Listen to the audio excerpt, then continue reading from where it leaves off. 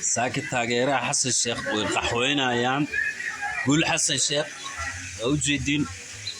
مع الفوح سوفيا شاوش يندقة اللي أول بوحوا سوفقات قمح براد the best سوفقات قمح what everybody my friend knows me لكن يقرأ ذا وذا تاجيرها حسن الشيخ ما توشريه ساكت هران سوق عني وندلالينا في الصومالي حبط وحول بالدعاء شرف marka ciyalka xaafadda waxa kala dardaarmaya hooyadii shibis ninka odayga afarta dhinac